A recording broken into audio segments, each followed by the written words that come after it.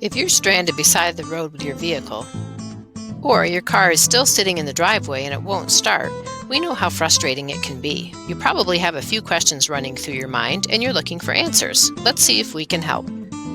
In all honesty, there are a lot of reasons why a vehicle won't start, but let's take a look at the most common ones. Hopefully, your vehicle's specific problem will fall into one of these categories. If your car's battery is reaching the end of its life, this often comes with warning signs. Think back, do you remember having difficulty starting your car recently? If so, this might have been your vehicle's way of telling you that the battery needs to be replaced. On the other hand, if you haven't noticed anything out of the ordinary before now, the battery could have gone dead from the lights or radio being left on while the car was off. In this case, try jump-starting your car with jumper cables. When you try to start the car, do the dashboard lights come on? If not, you're probably looking at a battery issue. If they do come on, but the car still won't start, there's likely an underlying electrical issue. Don't try to sort this out yourself, though. Simply take your car to your favorite auto repair shop and let their expert mechanics properly diagnose and fix the problem.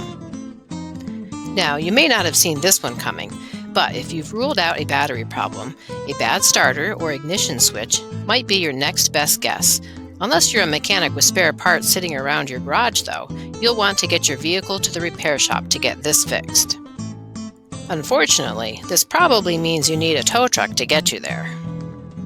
Have you recently noticed any difficulty with acceleration or low power? If so, this might have been a clue that the fuel filter has become so clogged with debris that it can't function properly. Follow a regular preventative maintenance schedule and you can prevent this from happening in the future. Could an empty gas tank really be the culprit? Possibly. Maybe your gas gauge isn't working properly. Or maybe the last person to drive the vehicle didn't pay close enough attention to how much was left. Either way, this should be a simple fix. Whatever the reason is for your car not starting, we're here to help. If you need immediate repairs, just give us a call and we'll do our best to fit you into the schedule. See you soon.